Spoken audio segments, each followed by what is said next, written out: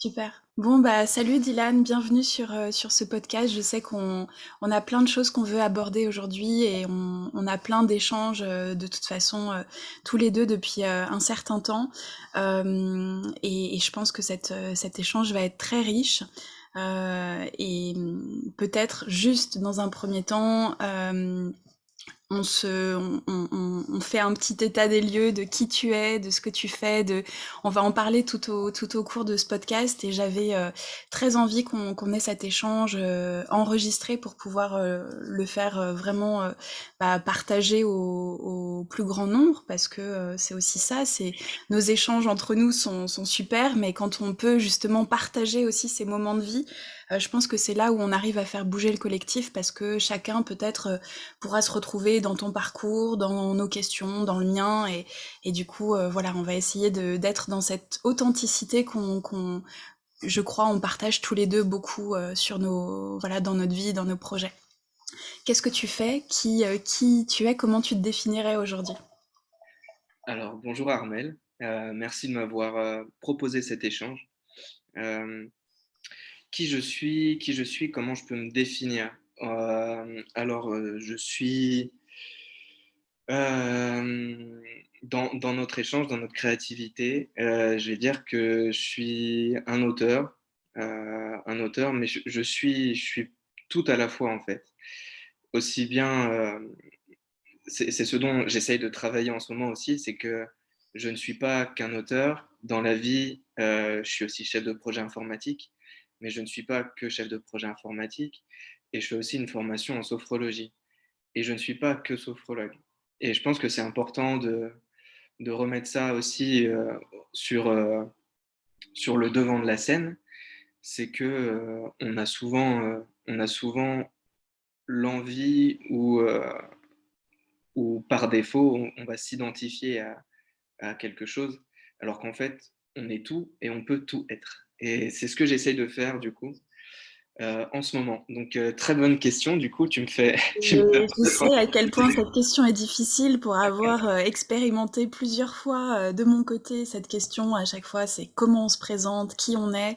Et c'est très beau de rappeler que voilà, on peut être tout un tas de choses. Toi, tu fais énormément de choses. T'es multipotentiel comme beaucoup de personnes, je pense, voilà, aujourd'hui. Et moi, évidemment, ça me parle, hein, sinon on serait pas là tous les deux en train d'échanger. Mais c'est vrai que tu vois, ce côté multipotentiel, on le partage à plein de niveaux. Et comment on se présente aujourd'hui dans une société aussi qui est en plein changement? Est-ce qu'on est ce qu'on fait? Tu vois, ça c'est une question que je m'étais posée pendant quelques années. Il y a eu un moment de déclic où j'ai commencé à, tu vois, dans mes pérégrinations un peu plus jeunes, quand j'avais une vingtaine d'années, parce que je faisais plein de choses, je savais pas exactement ce que je voulais faire. Je me cherchais beaucoup aussi à ce moment-là, et je me disais, mais est-ce que finalement on se définit par ce qu'on fait, ou est-ce qu'on peut pas se définir autrement? Et aujourd'hui, j'ai l'impression, tu vois, qu'on va vers autre chose, parce qu'on fait tellement de choses, mais est-ce que, voilà, c'est cette question du faire et de l'être au profit du faire au profit de l'être. Comment on se présente maintenant dans un monde qui change, en fait? Ouais. Et il y a aussi un autre point, il y a le faire, il y a l'être, mais il y a aussi le avoir qui est très ancré dans cette société. Et souvent, on veut souvent avoir beaucoup de choses avant d'être beaucoup de choses. Mm. Et je pense que c'est aussi un point important, important à définir.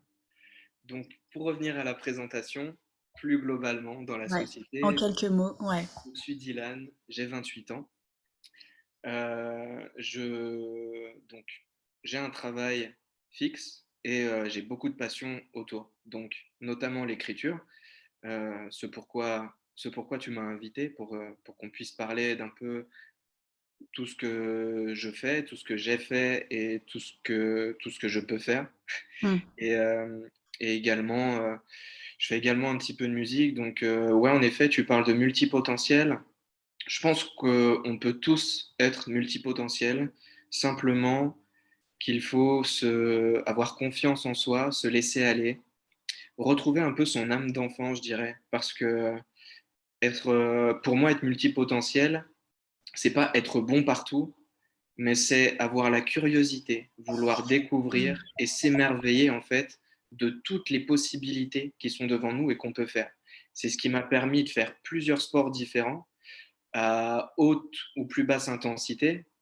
C'est ce qui m'a permis de commencer la musique, la guitare, alors que j'en avais jamais fait. J'ai jamais lu de partition de ma vie. J'ai commencé il y a 3 ans, donc à 20, Donc 25, tu es 26 ans. un vrai autodidacte?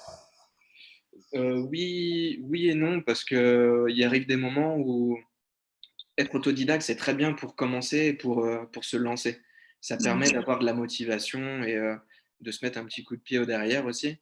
Il arrive un moment où des fois, il ne faut pas hésiter, à aller vers les autres et demander des cours privés ou même rechercher. Être autodidacte, c'est aussi savoir rechercher ou avoir des cours. Et moi, j'ai trouvé des plateformes sur internet qui sont géniales, qui sont payantes ou même gratuites sur YouTube, et ça m'a permis de commencer la guitare, de commencer la batterie, de faire du chant aussi. Et maintenant, j'hésite pas. Par exemple, en ce moment, je prends des cours de chant parce que j'ai envie de progresser, chanter et faire de la guitare en même temps. Et après, pourquoi pas m'inscrire dans une école où je pourrais Mmh. faire un peu tout ça, quoi.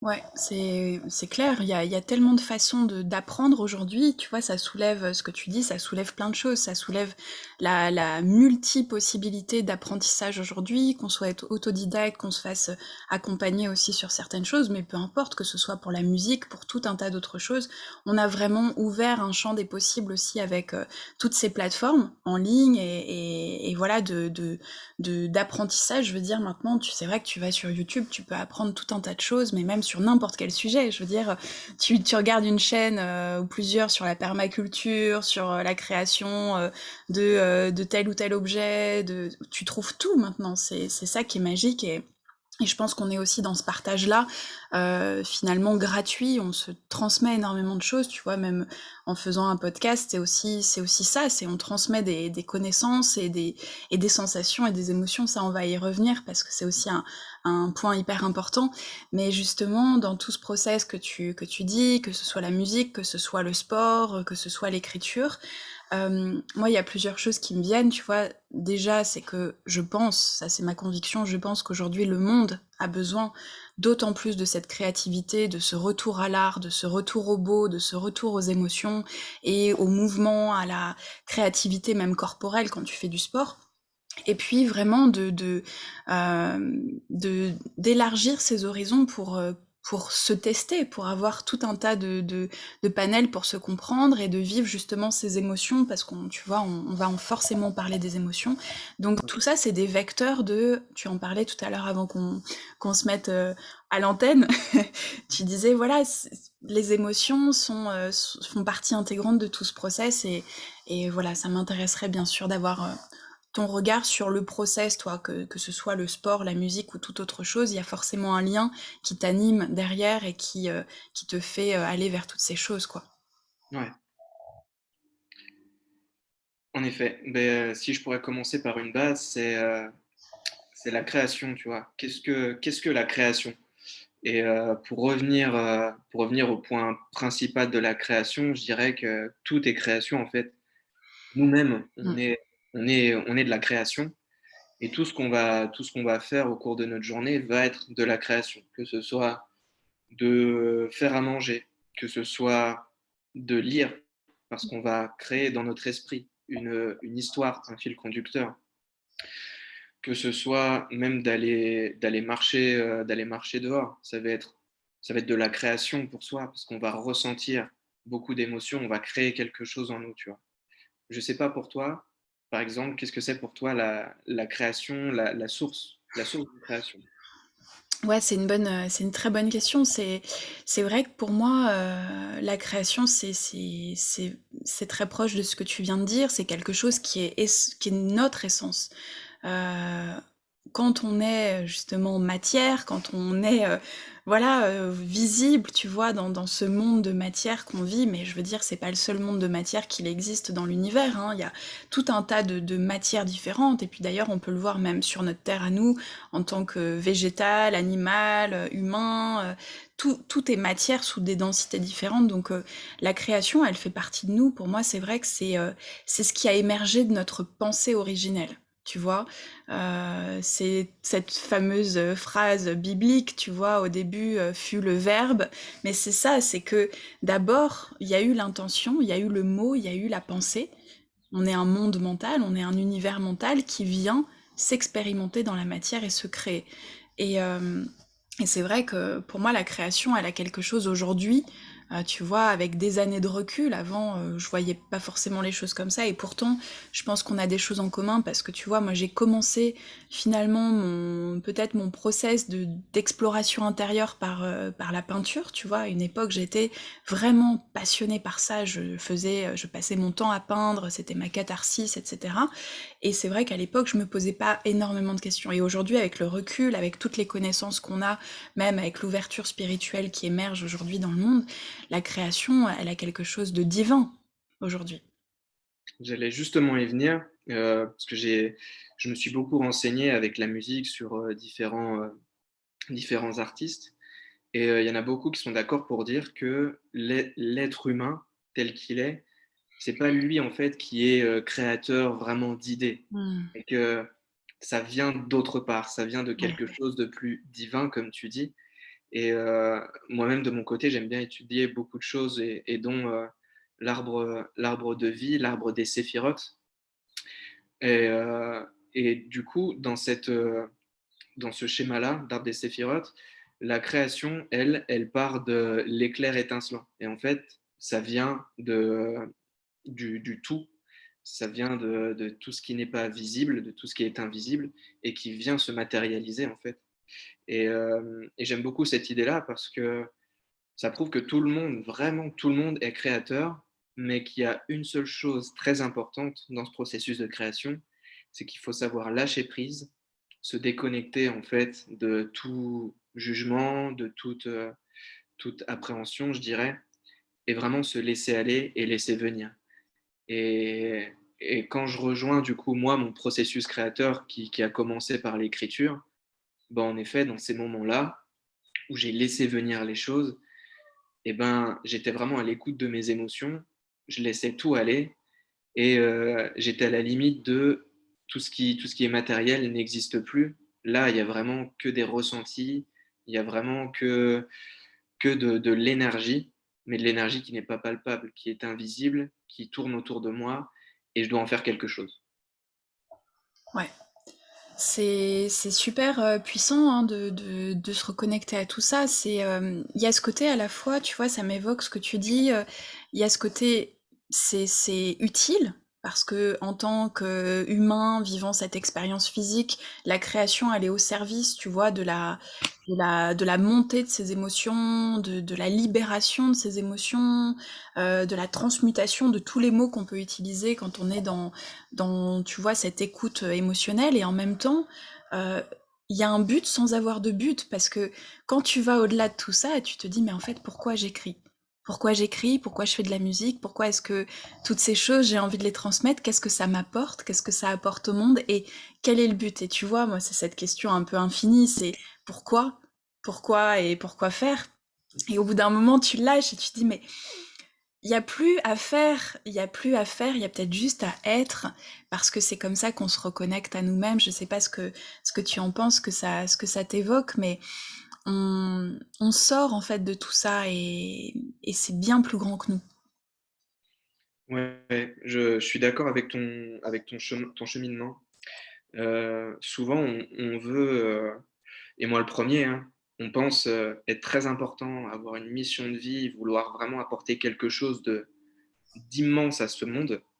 Mais la chose la plus immense qu'on peut apporter, c'est vraiment d'être présent, quoi. Et quand on arrive rien qu'à avoir cette présence le plus longtemps possible, parce que à notre niveau, ça commence à émerger, hein, mais à notre niveau, la présence, on n'arrive pas à l'être une journée complète, quoi. On est souvent déconnecté par beaucoup de choses, à moins d'être dans un temple et de passer vraiment de son bon Bien sûr. cassard. Mais même ça, je dirais, c'est pas vraiment la vie. Parce que la vie, ça va être expérimenté, ça va être, euh, ça va être vraiment capter tous les phénomènes qu'on arrive à avoir et à Mm. faire avec tous ces phénomènes, que ce soit avec une personne qui ne sache pas gérer ses émotions en face de soi, ou avec soi-même. C'est vraiment réussir à être même avec ce brouhaha d'énergie autour, je dirais. Ouais, c'est vrai, c'est très juste ce que tu rappelles et tu vois, ça me fait penser à plusieurs choses, notamment bah, cette idée de productivité. Tu vois, qu'on est en train de déconstruire parce qu'on a vécu dans une société qui nous poussait à une productivité constante, à une action, un résultat et d'être finalement jugé et de s'évaluer, tu vois, de se donner de la valeur en fonction de ce qu'on avait accompli, fait, matérialisé, réussi, etc. Tu vois, c'est encore très présent, hein, je veux dire, on a cette idée d'une personne qui réussit parce qu'elle a fait ci, elle a fait ça dans la matière, c'est là, c'est concret, etc. C'est c'est vrai que c'est quelque chose qui nous permet d'évaluer ce qu'on a accompli, ce qu'on a mis en place, mais c'est peut-être pas la seule manière justement de vivre et d'être de plus en plus dans un alignement et dans un bonheur personnel. Il y a toutes ces questions aussi on s'évalue sur quoi? On est quoi par rapport à ce qu'on fait, par rapport à ce qu'on est, et ça remet en perspective beaucoup de choses. Et ouais, je commence à noter parce que T'as sorti ton petit carnet, je vois. tu m'envoies des mots et du coup, j'ai envie de rebondir dessus aussi. Et c'est vrai, quand tu parles de productivité et de valeur, souvent ça casse le processus de création ou même au-delà de parler de processus de création, dès qu'on veut se mettre dans une productivité et qu'on veut apporter de la valeur vraiment dans le sens matériel, hein, on a tendance à stresser beaucoup plus et à moins être dans cette présence. Je ne sais pas pourquoi, si niveau peinture, déjà, toi, tu t'es dit, faut absolument que je termine cette peinture ou commencer une Bah, autre. tu vois, quand je faisais ça, quand j'étais plus jeune, c'était un vrai besoin physique, émotionnel, etc. À aucun moment je pensais à ce que ça allait rendre derrière. Bah, c'est très bien, quoi. Et justement, c'est peut-être pour ça, tu vois, que j'ai arrêté après, parce on se met dans des vies où on devient productif, où il faut qu'on fasse, où il faut qu'on avance dans notre vie, et on pense qu'il faut mettre une brique après l'autre, etc. Mais il y a aussi tellement d'autres choses que la construction en elle-même. Il y a tout le process intérieur, tu vois, justement, on parlait des émotions. Il y a tout le process intérieur que tu vis pendant, en fait. Et c'est toujours cette idée aussi du chemin qui est important et du résultat, oui. Moi, je dirais les deux, hein. Je pourrais pas dire il y a que le chemin qui compte. Je pense pas. Je pense que c'est un équilibre des deux. Mais, euh, mais c'est vrai que quand tu oublies le chemin de créativité au profit du rendement, t'es pas vraiment dedans. T'es pas vraiment dedans parce que qu'est-ce qui va se passer quand toi, Dylan, justement, tu vas prendre ta feuille, tu vas écrire, quand tu vas gratter sur ta guitare, il va y avoir tout ce process du pendant, de tout ce que ça va t'apporter pendant que tu le fais et de ce fameux instant présent aussi. Je suis complètement d'accord parce que euh, aussi bien le chemin est important parce que c'est ce qui amène de l'expérience, c'est ce qui va amener aussi tout son processus de je vais rechercher de nouvelles choses, je vais être dedans.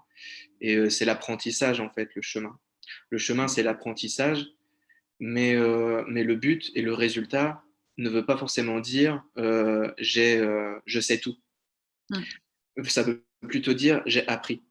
Et quand on apprend, on fait des erreurs.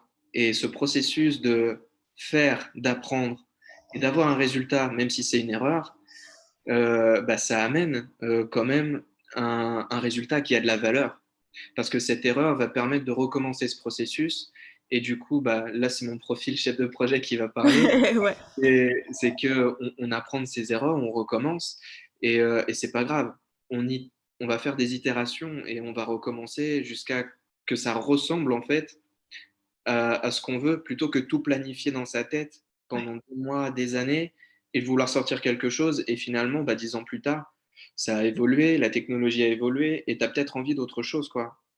Et, euh, et bah, par exemple, Elon Musk, Tesla, il l'a bien prouvé, quoi. Il s'est passé complètement de la NASA, il a fait ses fusées, il en a fait plusieurs, il a eu plusieurs échecs, mais au final, il a réussi. Et je pense que, bah, j'ai cité lui parce qu'il m'est venu en premier, mais énormément d'artistes Mmh. en sont passés par là et sont morts même en étant méconnus Ouais. et pourtant leurs textes sont réutilisés aujourd'hui, aujourd'hui je lis par exemple en ce moment, des livres sur, Lovecraft, un écrivain qui a pas vécu très longtemps, qui n'a pas été connu du tout pendant sa vie. Au contraire même, il a été rejeté parce qu'à son époque, ses textes étaient trop aventureux, trop futuristes, je dirais et pourtant aujourd'hui, ces textes sont Ouais. réutilisés par tous les groupes de métal Ouais. et et c'est une folie, quoi. Ouais, c'est super intéressant, tu vois? C'est justement et il y a peut-être aussi dans cet inconscient collectif ou ce subconscient collectif qui est encore un peu traumatisé de plein de choses, peut-être qu'on a l'impression aussi que, tu vois, ce process de création, il y a quand même tellement d'exemples. Là, tu parlais de Lovecraft, mais je veux dire quand tu penses à, il y a quelqu'un qui m'est venu parce que, du coup, moi j'étais fan, de son travail quand j'étais dans la peinture, et que je peignais en étant un peu ado et plus jeune, c'est Jean-Michel Basquiat. Et lui, tu vois, il peignait, il a été, il était, il avait pas de fric, il était, franchement, il a eu une vie misérable, le pauvre, il est mort à peine 30 ans. Et ses toiles sont devenues mondialement connues après sa mort, comme tout un tas de peintres, je crois que c'était le cas de Van Gogh aussi, ou d'autres artistes qu'on peut connaître, tu vois, qui sont morts très jeunes, avec, tu vois, cette espèce d'épidémie dont parlait aussi, tu sais, où il y avait Bob Marley, il y avait John Lennon, cette espèce d'aspect vraiment toutes les célébrités, tous ceux qui créent quelque chose de novateur, de beau, de voilà, tu vois, s'éclipsent de ce monde et comme une espèce de fatalité, une espèce de malédiction, tu vois. Et je pense qu'il y a encore ça qui est un peu gravé aussi dans ce collectif, tu sais, comme si le fait de faire quelque chose de très beau, de très novateur, de créer, d'être peut-être reconnu de son vivant, n'était presque pas possible, ou tu vois, moi ça m'évoque toutes ces choses qui peuvent peut-être aussi freiner un process de création, justement quand on est à la recherche d'un rendement et qu'on se dit, bah de toute façon, peut-être qu'inconsciemment, tout ça ne sera jamais vu. Et je pense aussi, même si tu me diras ce que tu en penses, même si dans le process de création, ce qui importe, c'est le chemin, évidemment que quand tu crées, quand tu écris, quand tu fais de la musique, t'as envie d'être lu, t'as envie d'être entendu, t'as envie de partager. Parce que tu ne peux pas le faire s'il n'y a pas d'écho. Et, hum, et je pense que c'est le pire pour un créatif et pour un artiste de n'avoir aucun public. Alors, oui et non, je dirais. Mm. Parce que on peut très bien créer sans être reconnu, mais après, ça demande beaucoup de, je dirais, beaucoup d'humilité ou d'estime de soi, de se dire je fais quelque chose d'abord pour moi et si les autres apprécient, tant mieux. Mais c'est vrai qu'on vit dans un monde où la reconnaissance des autres est devenue très importante. Mm. Et c'est dommage parce que la reconnaissance de soi est primordiale par rapport à celle des autres, déjà. Et ça coupe pas le fait de pouvoir transmettre et de partager. Et ça je dirais, c'est typiquement humain, en fait, de vouloir partager. C'est pour ça qu'on fait des enfants, c'est pour ça qu'on va donner des cours, qu'on va transmettre son savoir. C'est parce que transmettre, partager, c'est vraiment l'essence de l'évolution humaine. Et c'est quelque chose qui ne devrait pas être perdu, selon moi aussi. Euh, pour revenir à toutes ces personnes du passé qui ont qui ont pu créer beaucoup de choses, je pense que eux, de leur côté, ils n'avaient pas toutes ces peurs. Enfin, ils avaient beaucoup de peurs quand même, si, mais Et ils n'avaient pas d'autres toutes ces peurs, ouais. difficultés. D'autres peurs, ouais. D'autres peurs, bah, forcément, la maladie, beaucoup de choses. Mais le fait est qu'au moins, ces peurs-là, ils les vivaient vraiment, quoi. Ils les Mm. expérimentaient. Alors qu'aujourd'hui, on a peur, mais on a peur de quoi? On a Ouais, peur souvent ouais, de choses qui se passent même pas devant nous, autour de nous. ouais. On est au courant de guerre dans le monde. C'est vraiment triste, c'est vraiment malheureux, mais elle se passe pas dans ton quartier. Il y a des personnes dans leur quartier, c'est la guerre. Ces personnes-là, elles écrivent du coup dessus. Elles ont vraiment cette créativité parce qu'elles le vivent, tu vois. Et je pense que tant qu'on vit pas la chose, tant qu'on n'a pas cette expérience-là, qu'on la vit pas vraiment au fond de soi, dans ses tripes, dans son cœur, et ben, il y a pas quelque chose d'authentique et d'honnête qui peut émerger, quoi. Tu penses que du coup, dans la créativité, il y a une certaine forme de dureté, de difficulté dans le process qui amène à cette créativité? Tu parles de choses, de vivre des choses difficiles et d'en créer quelque chose. Tu penses que c'est toujours, ça fonctionne comme ça? Pas forcément des choses difficiles, mais il faut les vivre. Parce qu'on peut Ouais. écrire des choses très belles aussi, hein. Je fais référence à des choses tristes et malheureuses parce qu'on en entend beaucoup et on n'entend pas assez de choses heureuses d'ailleurs. Ouais. Mais le processus peut tout à fait être Mm. fait. Moi, je prends mon exemple. J'écris beaucoup quand j'ai des choses à dire qui me touchent et qui me font du mal. Mais pourtant, quand je me sens bien, je ne sais pas pourquoi, j'écris plus. Et Alors je que me dis justement, pourquoi. ça devrait être le Alors travail que, peut-être, ouais. alors que ouais, j'ai essayé, j'ai fait quelques textes. J'ai fait quelques textes où à partir de la passion ou juste de la joie ou de l'émerveillement, du contentement, tu vois. Rien que ça, déjà, quand tu relis ce genre de texte, ça fait vraiment plaisir. Mais peu de gens vont partager vraiment ces Ouais. beaux moments, je dirais. Ouais, c'est hyper intéressant parce que je trouve que ça vient de plus en plus. Tu vois, on est dans une société où maintenant, comme on a accès à tous ces réseaux et à un partage qui est énorme, on a la capacité chacun d'écrire, de partager, et il y a de plus en plus de textes, tu vois, sur les réseaux qui se partagent autour de l'ascension collective, autour de la spiritualité, autour de la reconnexion homme-femme, féminin-masculin, des très beaux textes, pleins d'espoir, justement autour de la nature, autour de tout ce mode de vie un peu nouvelle terre dont on est en train de parler, tu vois, il y a de plus en plus de textes qui émergent et qui sont justement calibrés haute fréquence pour pouvoir s'élever et aller, tu vois, dans des belles choses à venir. Et je pense qu'on est en train de faire ce switch parce que, évidemment, on était, à mon sens, aussi dans une société qui mettait en avant cette violence, cette difficulté, cette dureté, et que on a créé autour de cette résilience, parce qu'on est humain, et que on est capable de changer le plomb en or, tu vois, et que justement, depuis un événement difficile, on va en créer quelque chose, et je pense que c'est ce qui fait la richesse des êtres humains de manière générale, parce qu'on a cette capacité de transmutation. Mais aujourd'hui, c'est vrai que peut-être il va falloir qu'on trouve un nouveau mode pour pouvoir créer, mais créer sans avoir besoin de cet aspect dur, tu vois, qu'il peut y avoir derrière, et de générer de la créativité avec le beau, vers le beau, et vers le doux, et vers le joyeux, et je pense qu'on est dans ce changement-là, tu vois. Alors oui, on peut, mais je pense que tout le monde n'est pas prêt à ça parce que faut déjà se rendre compte du parcours qu'on fait et des choix qu'on fait euh, pour, euh, pour déjà se casser la figure. Mm. Parce que souvent, moi le premier, hein, j'ai bientôt 30 ans et je me suis cassé la figure de la même manière un nombre de fois où j'ai arrêté de compter.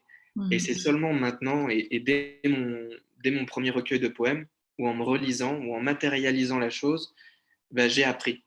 J'ai appris que en faisant ces choix-là, en, avec mon comportement, en me comportant d'une certaine manière, je faisais des choix qui m'amenaient à vivre ces choses.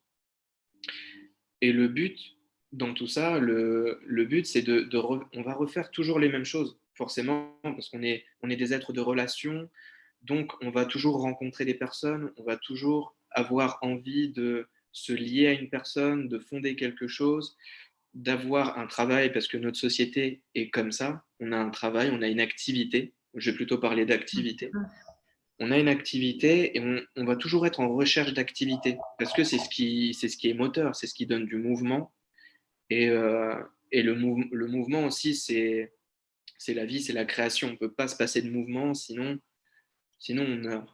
Donc, je pense qu'on doit tous être amenés en fait à déjà accepter ce processus de création, à aller dedans, à se libérer en fait de cette peur de créer, parce que finalement, les gens qui ne créent pas, c'est une peur de créer, Mm. une peur de se tromper.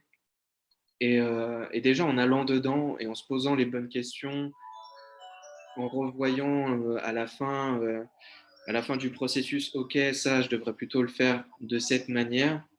Mmh Et mh. ben, tu crées, tu continues et c'est pas grave parce qu'au final, tu le fais pour toi d'abord, tu le fais peut-être pour un petit réseau d'amis, tu le fais peut-être sur Instagram, je sais pas. Mmh.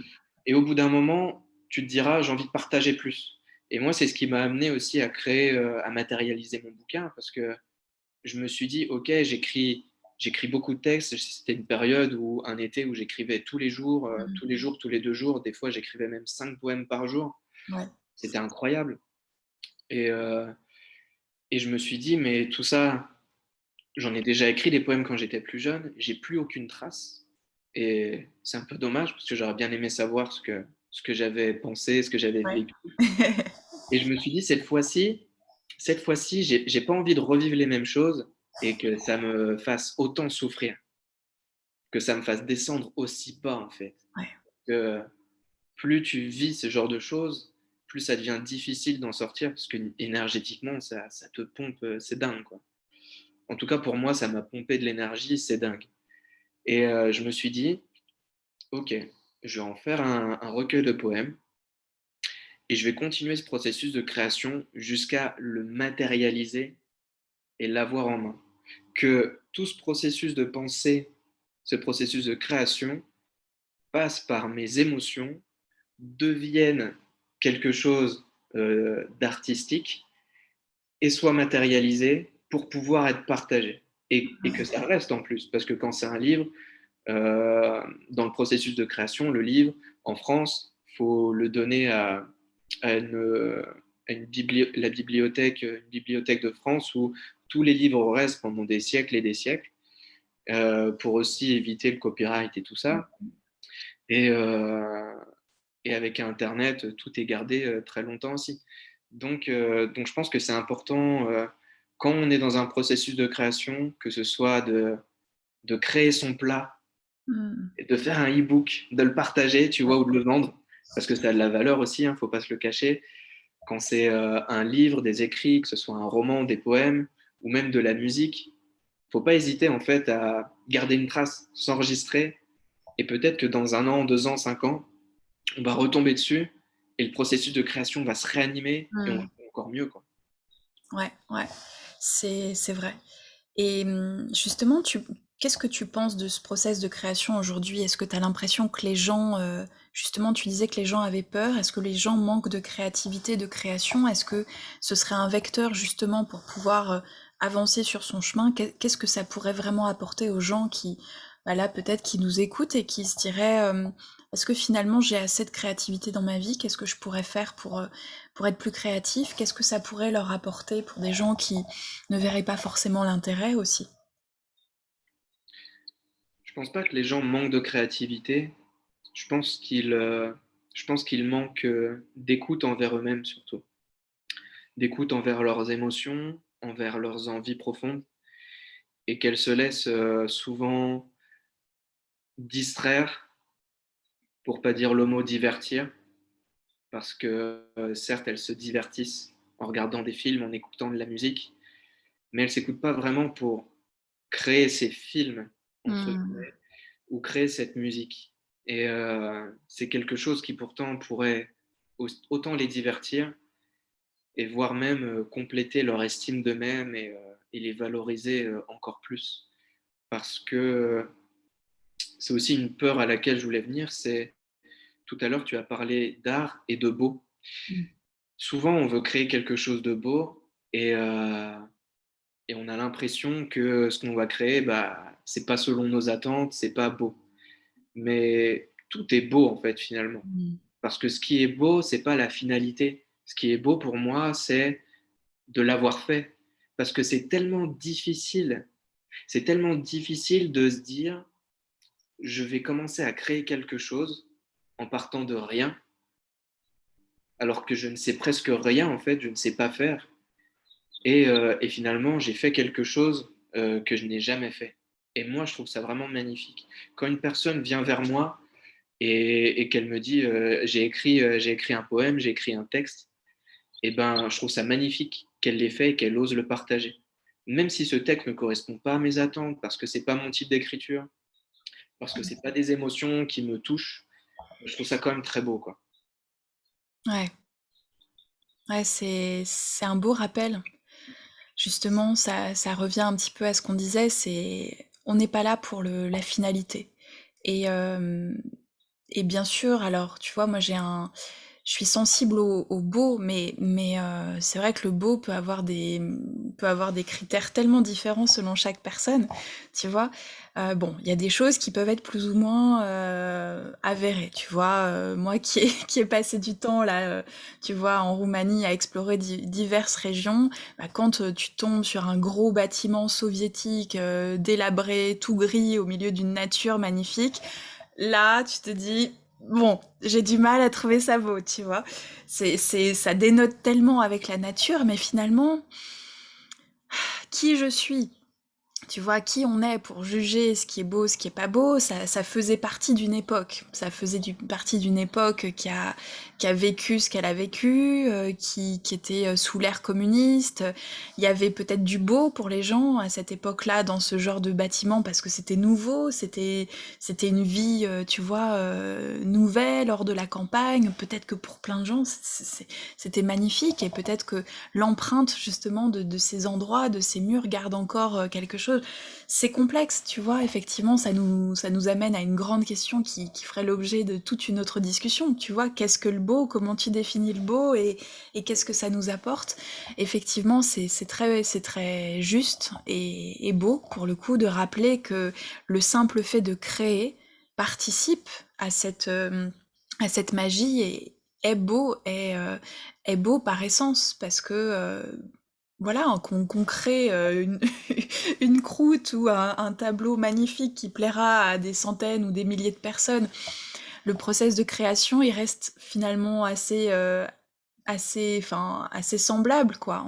On a créé, on a sorti quelque chose qui avait besoin d'être sorti, et ça résonnera, voilà, avec ceux pour qui ça résonnera, et ça me faisait penser, tu vois, à autre chose en ce moment. On est tellement tous très créatifs aussi, on le voit par les réseaux sociaux encore plus. Tout le monde se met à créer des images, des photos, des compositions graphiques, des podcasts, des vidéos, de l'art. J'ai l'impression qu'on est en train de réélever cette créativité à tous les niveaux. Et et il y avait cette phrase qui me revenait, peut-être pour ceux qui ont envie de créer mais qui doutent d'eux, c'est de toute façon, il y aura forcément quelqu'un pour qui ça va résonner, et si on touche une personne, c'est déjà gagné dans la transmission, en fait. C'est Et clair. je crois d'ailleurs que tu m'avais dit quelque chose comme ça il y a quelque temps quand on discutait. Je crois que ça me fait écho à ce que tu m'avais dit. Tu vois, moi, j'y suis venue aussi voilà, de mon côté, mais c'est vrai que tu m'avais dit, peu importe, ça va toucher une personne et ce sera. Ah ouais, mais j'ai de très beaux exemples là-dessus parce que j'ai créé mon compte, du coup, Le Cajoleur, le compte Instagram où je partage des bouts de texte. Des Et poèmes, ouais. ouais, surtout des bouts de poèmes, parce que je mets pas les poèmes en entier quand même. Je, je gardais un certain mystère pour que les personnes se procurent mes recueils quand même. Bien sûr, c'est normal. Et puis même sur Instagram, je vais dire, c'est rapide. Les gens vont dessus, ils veulent lire un truc en 5 secondes. Donc, un poème de 12 lignes, ils veulent pas. T'en mets 3 ou 4, ça suffit. Et ça passe déjà une émotion. Et quand des personnes reviennent vers moi en me disant que ça leur a parlé, que ça leur fait vivre quelque chose ou qu'ils vivent quelque chose en même temps, déjà, ça me rappelle qu'on est tous connectés. Et au début, je m'y attendais pas du tout, mais au début, ça m'a fait beaucoup de bien parce que déjà, je me suis senti compris. Je me suis dit, OK, je suis pas seul à vivre ça. On est énormément à le vivre. Et le truc en plus que j'ai, c'est que le fait de le partager, eh ben, ça permet aux autres de s'en rendre compte aussi. Mm. Et, euh, et ouais, que quand tu le partages à une personne, du coup, ce que tu dis, Mm. quand tu le partages à une personne, elles vont le partager à une autre. Et quand tu le partages à deux personnes, elles vont peut-être le partager à une autre et ça va se multiplier. Ouais. Et c'est ça aussi la puissance du partage et de l'éveil de certaines consciences, quoi. C'est pour ça aussi que j'essaie d'avoir des textes un peu plus remis en question, un peu plus spirituels et d'arrêter de faire en sorte que ce soit que triste et que la personne, ça lui rappelle sa tristesse. C'est très bien, on ouvre une porte. Ouais, On ouais. peut ensuite aller au-delà. Quand tu utilises cet objet qui est le vécu, l'émotion que tu as eue, c'est ce qu'on fait en sophrologie, hein. On revient à une émotion Mmh. quand elle apparaît, parce qu'on ne cherche pas forcément à la faire apparaître comme de l'hypnose ou comme de la psychothérapie, où on va essayer vraiment d'aller vers un sujet précis. En sophrologie, on va laisser apparaître. Il y a des phénomènes qui vont apparaître. Ben là, j'ai envie de faire pareil en fait avec mes poèmes. Je veux que la personne, Ouais. elle ressente une émotion apparaître et qu'après elle en fasse quelque chose. Pas qu'elle la laisse circuler et que ça l'atteigne vraiment profondément, que ça la bloque. Au contraire, je veux qu'elle prenne ce passage et qu'elle puisse se redéployer, être une nouvelle personne à la compréhension de ses émotions. Et c'est pour ça que mon troisième livre, j'essaie plutôt de le porter là-dessus aussi, quoi. De toute façon, on parlera un petit peu justement de ce que tu as écrit et où peuvent trouver, voilà, où est-ce qu'on peut trouver tes ouvrages, où est-ce qu'on peut les commander, parce que je pense qu'il y a sans doute plein de personnes qui seraient voilà, intéressées à découvrir ton univers, ton écriture, tes poèmes. Et je pensais à quelque chose là quand tu parlais, j'ai perdu le fil de ma pensée, mais ça reviendra. Oui, si, quand tu disais justement, même quand c'est des choses qu'on peut lire ou voir, parce que regarde, on est tout le temps en train de voir des images, d'entendre des choses, ou d'écouter un livre audio, de regarder une série, de regarder une œuvre, quelque chose, de tomber sur des photos en ligne, de tomber sur un dessin. Enfin, je veux dire, on est tout le temps sollicité par ces créations qui viennent engendrer des émotions en nous. Effectivement, c'est important que tu rappelles que même si ça vient engendrer des choses difficiles, de la douleur, de la colère, de la souffrance, une émotion un petit peu douloureuse, ou des choses qui viennent un petit peu nous toucher profondément dans des textes tristes, tu parlais de textes un petit peu, voilà, qui peuvent venir toucher profondément de cette manière, ça nous permet de faire résonance avec ces choses pour pouvoir en prendre conscience et pour pouvoir décristalliser des mots, des émotions qui sont lourdes.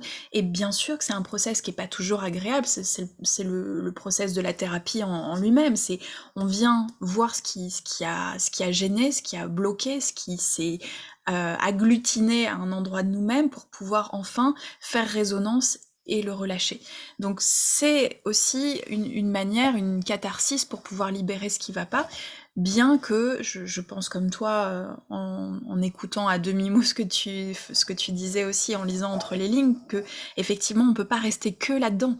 On peut pas être que dans le dur, que dans le ça vient me toucher, c'est dur. Il faut à un moment sortir et reprendre de la hauteur et faire des choses qui vont nous nourrir autrement, parce que on peut le voir, moi je l'ai vu, tu vois, en thérapie avec des personnes aussi, quand tu ne fais que ça pendant un long temps et que tu vas dans ce qui a été dur pendant de différentes séances encore et encore, au bout d'un moment, ton énergie elle est basse, ton taux vibratoire il est bas, et il faut sortir de ça. On peut être aussi un peu drogué à cette espèce d'adrénaline de la souffrance, parce que ça crée en nous tout un process, tu vois, d'endorphine, etc., pour venir soutenir le corps. Et c'est le process, tu vois, même des films ou des images visuellement, tu vois, choquantes ou qui peuvent être dures, c'est que le corps vient soulager tout ça par tout un process chimique. Donc parfois on peut un petit peu, je pense, négliger que ça vient créer des choses en nous et qu'on peut être addict à une certaine forme de spleen aussi. Ouais. Ouais, c'est toute une étude à faire, enfin toute une étude rapide, je vais dire, quand on vit l'instant, de se dire, déjà de prendre le temps d'être dans ce moment. Quand j'écoute une musique, quand je regarde un film, quand j'ai une émotion, c'est est-ce que cet événement-là, est-ce que c'est bon pour moi? Mm. Qu'est-ce que ça me fait, quoi? Et dès qu'on va se remettre en question là-dessus, c'est pas très compliqué, hein. Souvent, les personnes vont dire: «Ah, j'ai pas le temps», des choses comme ça, mais c'est dommage parce que au final, c'est juste se poser de bonnes questions. Qu'est-ce que ça me fait? Est-ce que ça me fait du bien? Est-ce que ça me fait du mal? Si ça me fait du bien, OK, je continue. Si ça me fait du mal, ça me fait du mal où? Ça me fait du mal comment? Est-ce que je peux faire quelque chose là maintenant? Oui, non? Mm. Et voilà, vraiment, je vais dire, avoir une pensée un peu plus pragmatique et penser d'abord à son instant présent. Certes, on a des blessures, certes, ça fait mal, mais est-ce qu'elles sont très importantes? Est-ce que c'est des questions que je me suis posées il n'y a pas longtemps aussi parce que j'ai étudié les annales akashiques et je me suis dit, est-ce que c'est vraiment si important que ça? Il y a des personnes, elles veulent absolument savoir leur vie antérieure. Elles veulent absolument savoir, est-ce que c'est mon âme sœur? Est-ce que est-ce que c'est ma flamme jumelle? Des choses comme ça. Je me suis dit, mais est-ce que c'est vraiment si important de connaître tout ça si tu vis dans le présent? Parce que si tu vis dans le présent, que la personne soit ton âme sœur ou pas, le plus important, c'est pas de savoir qui elle est, ce qu'elle est, c'est ce que tu vis avec, c'est les échanges que tu vas avoir avec. Et c'est pareil pour les vies antérieures, c'est très sympa de savoir que tu as eu une vie pendant le Moyen Âge, pendant l'Atlantide, que tu as été une guerrière, que tu as été une Amazone, une soigneuse, une déesse égyptienne. C'est Tu vois, drôle que tu prennes ces exemples, ouais. je dis des choses en plus qui me passent par la tête. Si ça tape pour toi, Ah je- bah, et c'est très sympa. Moi, j'ai découvert, par exemple, que j'ai été un militaire pendant le Vietnam et que j'ai eu une blessure au genou qui fait qu'aujourd'hui, mon genou est beaucoup plus sensible, tu vois. Et ok, c'est bien de le savoir, mais est-ce que dans le présent, là maintenant, ça fait ça quelque compte. chose? Ouais. Euh, Non, en fait, j'aurais pu toujours vivre avec ce genou, mais le principal, c'est bah, je dois écouter ce que je vis, je dois en prendre soin et je dois vivre avec le corps que j'ai, je dois faire avec. Et voilà, je suis dans l'écoute complète de mes ressentis et j'avance avec ça. Ouais. Ouais, ouais. Bah écoute, tu parles à une ex-Amazone, guerrière, sorcière, et puis bon, je te dirais, dans le monde quantique, rien n'est antérieur, rien n'est passé, rien n'est futur, tu vois. Ouais, Tout est simultané. ouais, Et il y a des choses, du coup, des lignes de temps qui résonnent avec notre vie actuelle parce qu'on a choisi de nous observer depuis, toi et moi, Dylan, Armel et toutes les personnes qu'on est aujourd'hui, on a choisi de nous observer depuis cette région-là, tu vois, je veux dire, c'est encore une fois l'observé qui, enfin, l'observant qui crée l'observé. Et, euh, et c'est vrai que toutes ces choses-là sont finalement dans d'autres espaces. Voilà, tu parlais de cette mémoire du soldat au Vietnam que tu es dans un autre espace, qui est peut-être en train de une vie qui est en train de se clôturer, une vie qui est en train de s'évaporer parce que elle est terminée. On a compris ce qu'il fallait comprendre, on a vécu ce qu'il fallait vivre.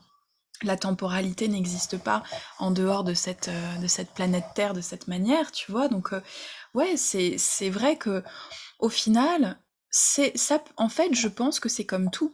Et à mon avis, tu raisonneras avec ça. C'est important si, enfin, ça devient important pour nous si on y met de l'importance.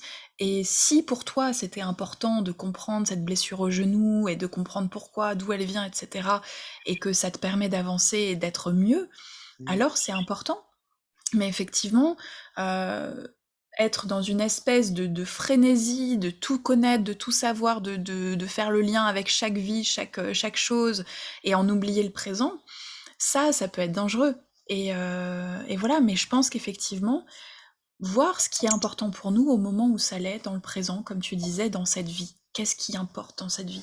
Et ça me fait écho beaucoup, tu vois, à des choses que même moi j'ai pu vivre ou que des personnes que j'ai pu accompagner ont pu vivre. C'est au bout d'un moment, l'important c'est qu'on soit là.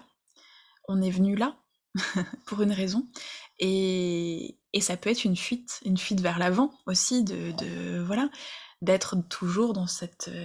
voilà, oui, nous sommes des êtres énergétiques, subtils, dans un monde subtil extrêmement vaste, dans un espace quantique infini, qui se crée en permanence. D'ailleurs, tu vois, on parlait de création et ça se crée en permanence au fil de nos pensées, au fil de nos idées. Et là, toi et moi, depuis qu'on parle, on a créé tout un tas de champs avec des idées, avec des pensées, parce qu'on a eu ces pensées-là à un moment et tout se crée.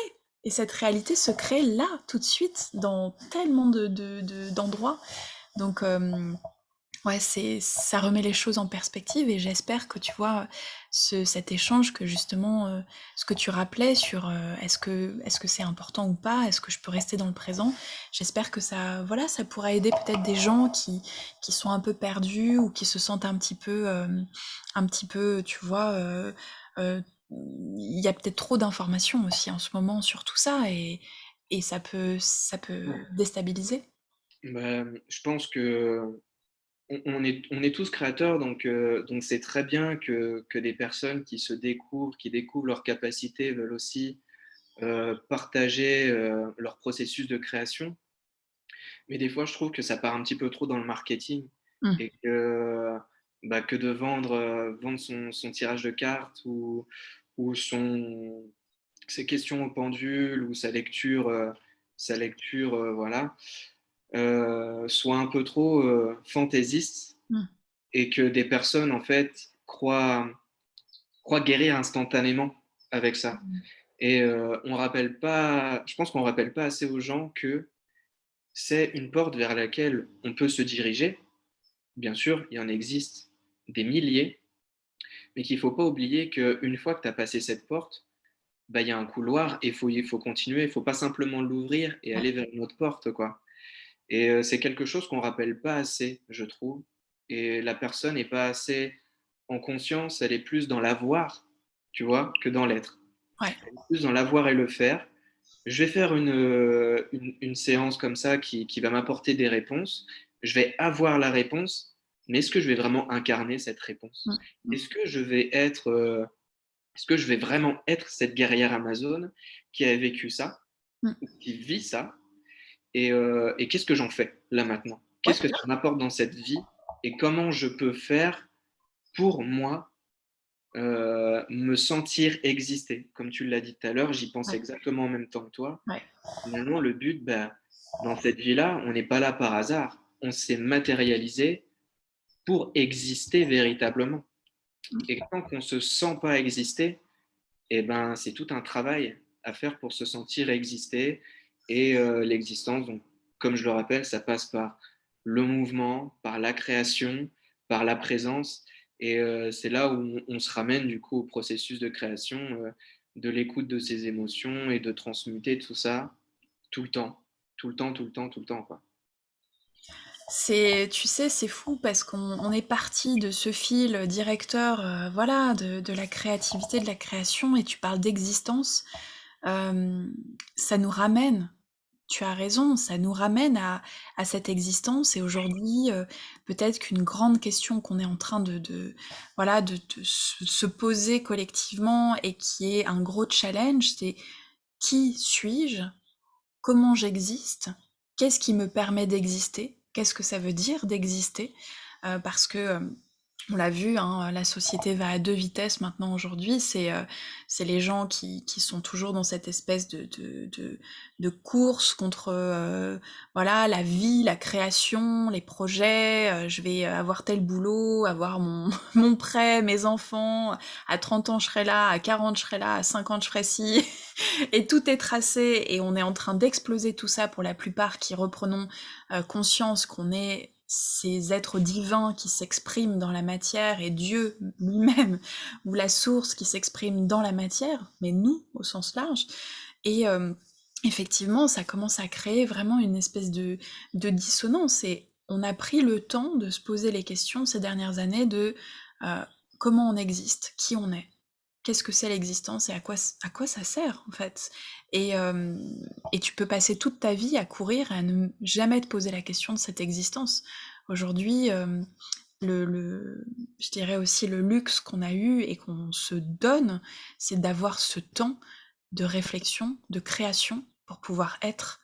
Et, et quand tu coupes un être de sa capacité d'être, ça ne marche plus. D'ailleurs, en lui-même, hein, on s'appelle pas des avoirs ou des fers, on s'appelle des êtres, quoi.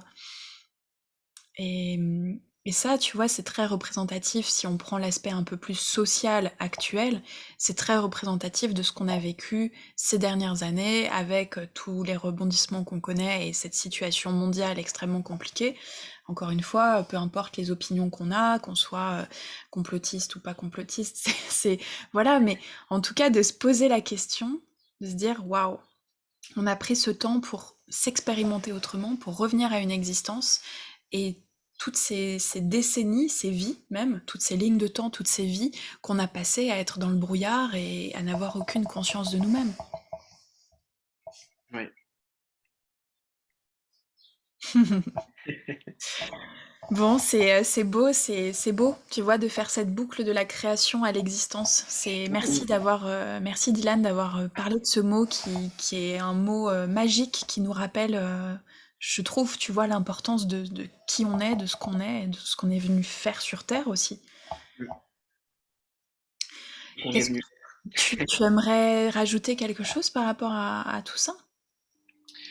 Bah, je pense qu'on a bien fait le tour au niveau de l'existence. Après, à chaque personne de découvrir comment se sentir exister. Mm. Il y a pas de y a pas de manuel, hein, pour ça, sinon je pense qu'on l'aurait écrit depuis des millénaires Il y en et a plein, il y en a plein des manuels, ouais. ouais, je pense qu'il y a déjà plein de manuels qui sont écrits à propos de ça. Moi, j'ai trouvé ma voie au bout d'un certain temps, hein. Je sais que je me suis beaucoup intéressé, ce qui m'a fait mettre un pas là-dedans, c'était, surtout tout ce qui était mythologie et la compréhension, en fait, de tout ce qui était spirituel, au niveau des religions. Parce que je me suis dit, à un moment de ma vie, je me suis dit: «Les personnes qui ont créé ça, ils sont bien basés sur quelque chose». Donc j'ai voulu revenir à la source et et justement, c'est au niveau de toutes ces créations-là, encore, tu vois, dans la création, même tout ça, c'est de la création. Heu, beh, les personnes qui ont mis ça dans des textes se sont basées sur quelque chose et quand on revient dans les civilisations, antiques et tout ce qu'elles ont créé, elles aussi, elles ont laissé une marque dans l'histoire qui aujourd'hui revient, mais qui a été oubliée pendant très longtemps. Pendant très longtemps, ça a été oublié, pendant, je sais pas, je dirais 2-3 millénaires, ça a été pas mal oublié. Ça a été aussi, réutilisé et c'est aujourd'hui on commence vraiment à mettre les choses, à plat et se dire: «OK, tout ce qui s'est passé, en Amérique du Sud, en Égypte, tout est relié finalement» et je pense qu'on est pas mal à comprendre qu'il existe une source et que finalement nous sommes unité et avec cette unité-là, une fois qu'on la comprend, on se sent déjà beaucoup moins seul Mm. et on se sent beaucoup plus exister dans ce monde. Même si exister, ça passe juste par être là. Et c'est déjà un commencement, c'est déjà une base. Il y a des jours où tu te sens pas utile, tu as rien à faire. Par contre, tu te poses dans l'herbe, tu te poses sur ton balcon, tu te poses n'importe où, tu respires, Et t'es tu là. regardes, tu t'émerveilles des choses, tu es là. Et si avec tout ça, tu trouves pas que c'est déjà magnifique, franchement, Ouais, c'est clair, c'est clair. Toujours plus, toujours plus, toujours plus. Avoir plus, faire plus, être plus. voilà. Maintenant, c'est juste être, comme tu le répètes, c'est ça, c'est. Et même quand on fait, hein, je dirais, faut déjà être quand tu fais. Faut déjà dans ce processus de création, je parlais d'authenticité. L'authenticité, c'est être soi avec, toutes ses vulnérabilités, avec, son passé, avec son vécu, ses expériences et quand tu crées, si tu amènes tout ça, ça va les personnes vont avoir de l'empathie, c'est quelque chose de naturel. Chez les gens, les personnes qui ont pas d'empathie, c'est parce que psychologiquement, il y a un blocage et tu parlais des gens qui sont peut-être pas sensibles à la créativité et à l'art. J'avais mis ça un peu de côté pour en parler un peu plus tard. Je pense que là, c'est le bon moment, tu vois? On peut pas ne pas être sensible, ne pas être empathique. Des personnes qui vont dire, «Moi, l'hypnose, ça marche pas sur moi» ou «La sophrologie, ça marche pas sur moi» ou «Je crois pas en Dieu, je crois en rien du tout». Mais tu es bloqué sur une idée, en fait. il y a quelque chose qui bloque. Qu'est-ce qui fait? Là aussi, ça mérite de se poser des questions. Pourquoi, pourquoi je ne suis pas sensible à l'art? Pourquoi je ne suis pas sensible à la créativité? À quoi ça me ramène intérieurement? Ouais. Parce qu'on a Qu'est-ce que tous ça des veut dire? émotions, Mmh. on a tous des émotions, on a tous cette chimie intérieure. On est tous dotés d'un cerveau avec une hypophyse, on est tous dotés d'un thymus, de glandes surrénales, enfin voilà, on a tous cette même chimie à l'intérieur et c'est cette chimie qui va créer des émotions. Donc on ne peut pas être insensible à moins que psychologiquement, mentalement, au-delà de parler de psychologie parce que ça peut faire peur à certaines personnes, mais mentalement, tout ce flux de pensée, eh ben, ça va agir sur les émotions. Et c'est pour ça aussi qu'on parle de Mmh. pensée positive ou de choses comme ça. Ouais. C'est parce que les pensées, l'imagination est créatrice. Ouais. Et quand on va commencer, et c'est ce qu'on fait en sophrologie aussi, c'est ce qu'on fait en yoga, c'est ce qu'on fait en méditation, imagine toi dans une situation heureuse, imagine-toi en train de faire du kayak sur un lac avec des montagnes qui t'entourent, tu t'imagines vraiment en profondeur, dans un état de relaxation, parce que cet état de relaxation va faire baisser du coup tous tes niveaux de vigilance, tout ton cerveau reptilien, et va t'amener vraiment en fait dans ton cerveau limbique, siège des émotions, et ensuite dans ton néocortex, cortex. Et là, je parle de choses qui sont concrètes, hein, niveau scientifique. Là, au niveau de ce que tu vas sécréter au niveau hormones, c'est réel, c'est matériel. Mmh. On ne peut pas le toucher parce que c'est en nous, mais c'est même visible. Ouais. Ouais, c'est fou, c'est exactement ça. C'est que là, on rappelle les bases de la neuroscience et voilà, c'est la neuroplasticité. C'est vraiment ça. Ce que tu penses va se matérialiser. On est capable de modifier la structure de notre cerveau avec la méditation. On est capable de modifier la structure de nos cerveaux avec nos pensées. Donc, c'est clair que c'est comment, bah encore une fois, c'est comment tu passes de l'invisible à la matière, de l'intangible au tangible, parce que c'est là, on le matérialise dans notre corps. Ouais, Donc, et c'est pas facile pour tout le monde, c'est pour ça. mm, S'entraîner à écrire des poèmes et à le matérialiser, c'est déjà un début, tu vois. ouais, Faire ouais, avec les mains, c'est déjà un début pour ensuite le faire avec son cerveau, quoi. ouais, oui, clairement, c'est un bon moyen de voir les choses, c'est de se dire, bah, ce process de créativité va peut-être nous permettre et vous permettre à vous, peut-être qui êtes dans cette, voilà, dans ce démarrage-là ou en cours ou dans l'idée de reprendre aussi quelque chose de créatif, mais tout est création dans la vie, tu le rappelais tout à l'heure. Bah, effectivement, ça va nous donner un peu des billes pour le faire à l'intérieur de nous, pour se voir nous-mêmes comme notre propre création, en fait, tout simplement. Et ben, c'est beau d'arriver à mettre cette création à ce niveau-là. En tout cas, je m'y attendais pas, mais en tout cas, Ouais, ça fait plaisir. Ça fait plaisir.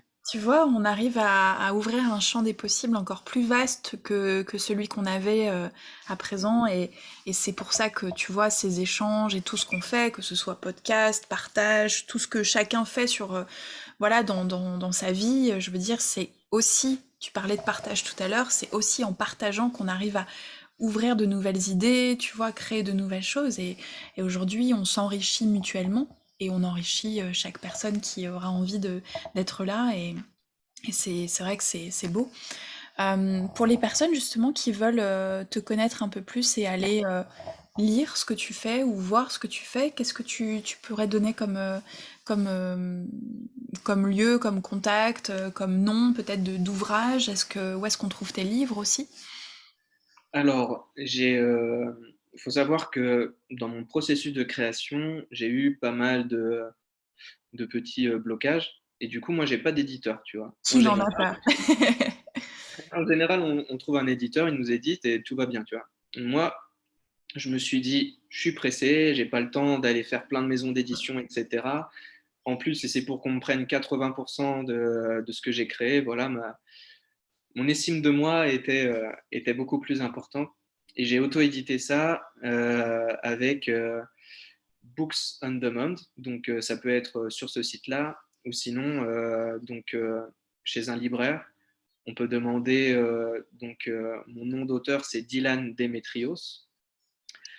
On peut aller en librairie et le Je commander. mettrai tous les noms par écrit aussi, Ouais. tous les liens, ouais. Et du coup, c'est aussi disponible sur la Fnac, Cultura, Amazon, dans voilà, les grandes enseignes. J'ai fait 2 recueils de poèmes. Le premier qui s'appelle Amour d'été. Donc, c'est un recueil de poèmes où j'ai mon propre style, c'est-à-dire que chaque poème, je les ai écrits à des heures bien précises. Dès que j'ai eu en fait cet éclair étincelant, pour Mhm. le rappeler, qui m'est venu, c'était souvent à des heures précises. Donc, il y en a pas mal à des heures miroirs Mhm. pour les personnes qui s'intéressent aux heures miroirs. Donc, tout est lié. Tout est lié avec les heures miroirs, que ce soit la numérologie, les synchronicités. Si on s'intéresse à du Jung, il s'est beaucoup intéressé aux synchronicités. Et les heures miroirs donc, peuvent soit se rapprocher à des messages angéliques, euh, à de la numérologie. Donc, si vous tombez, par exemple, là, il est 11h52, c'est pas une heure miroir, mais si tu vois 11h11 assez souvent, tape sur Google 11h11 heure miroir, tu vas voir plein de sites et tu vas pouvoir avoir des réponses là-dessus qui sont assez fascinantes. Cette nuit, par exemple, je me suis réveillé à 4h40, Ok. 0440. J'ai Hmm. lu, j'ai lu ce que ça voulait dire et c'était super. Et, Génial. et du coup, ouais, j'ai écrit mes poèmes là-dessus. Donc, j'explique dans mon livre pourquoi j'ai écrit à cette heure-ci, etc. Et c'est pas qu'un simple recueil de poèmes. Pour moi, c'est vraiment une histoire avec un fil conducteur où bah, ça va raconter un amour d'été, où ça va être entre fiction et réalité, parce que j'avais pas envie de faire une sorte d'autobiographie non plus. Donc, les poèmes et comment avance l'histoire en quelques pages d'introduction des poèmes, je vais dire, forment le recueil.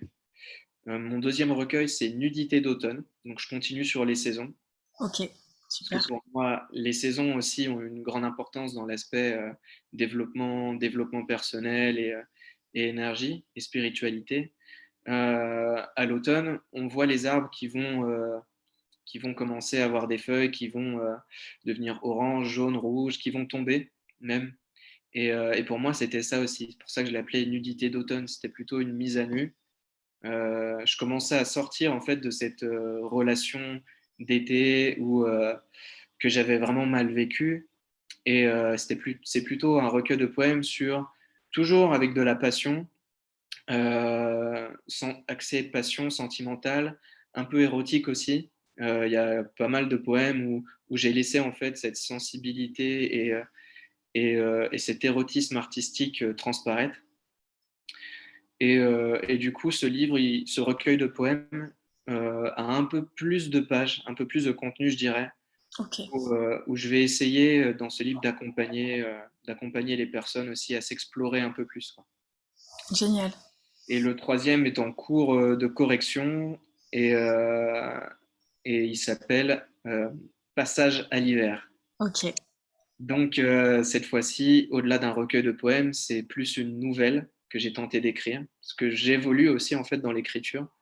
J'ai envie de créer une histoire, j'ai envie de créer un monde, et grâce à ce monde, partager autre chose. Et là, ça raconte vraiment l'histoire du narrateur. On peut suivre le narrateur dans sa vie, qui va rencontrer une oracle, qui va découvrir un peu plus ses capacités, ses potentialités, ses pouvoirs spirituels, et qui va, à travers l'hypnose, la méditation, l'hypnose régressive, aller un peu plus en soi, découvrir des vies antérieures, être acteur de ces vies antérieures pour mieux comprendre comment ces relations du passé le définissent aujourd'hui et du coup le bloquent dans certaines relations, Hmm. jusqu'à évoluer après vers d'autres relations, évoluer aussi spirituellement, découvrir,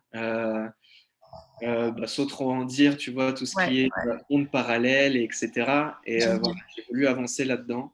Et toujours entrecoupé de poèmes au niveau des chapitres. et également des illustrations. Donc là, je suis en pleine correction et les illustrations sont en cours. Génial, OK, super. Bon, bah, écoute, de toute façon, on met tout sur ce podcast et chacun sera libre de, voilà, de découvrir ton travail. Super, merci beaucoup. Bah, merci à toi, Dilad, pour ce magnifique échange et puis je pense qu'il y en aura d'autres, de toute manière. Ouais, bien sûr. Mais même si c'est des échanges un peu plus approfondis sur tes livres à toi ou mes livres à moi, pour parler vraiment du processus Ouais, d'écriture ouais. titre, parce que c'est vrai que chaque livre Il y a a, quelque chose a à une dire dessus. Ouais, chaque livre a une vie, tu vois. Ça a été écrit à un moment donné où il y a quelque chose à apprendre dessus. Quand je vois Amour d'été, et j'ai des choses encore à apprendre dessus. Nudité d'automne, pareil. Ils sont tous différents et ils ont tous leur histoire unique qui peut se rapporter à plusieurs histoires d'autres personnes aussi, quoi. oui, c'est ça, ça fera écho avec d'autres personnes. Super. Bon bah en tout cas, j'espère que les gens viendront découvrir ton travail et voilà et découvrir aussi voilà je dirais cet onirisme qui ressort, cette mélancolie, ce romantisme qui ressort beaucoup, je trouve, dans tes partages. Ouais, mais avec authenticité, Voilà. je me laisse être. C'est ça, tu te laisses être. Je pense que c'est le mot de notre échange. Être, Voilà. exister, ouais. Si je peux donner ouais, un conseil sur sa créativité, c'est de vivre les choses avec passion et de se laisser être dans cette passion. Et le fait de se laisser être quand on crée, bah, les gens vont le ressentir automatiquement, quoi. Ouais, ouais, complètement. Merci Dylan, Avec grand plaisir. à bientôt. Merci beaucoup. À bientôt.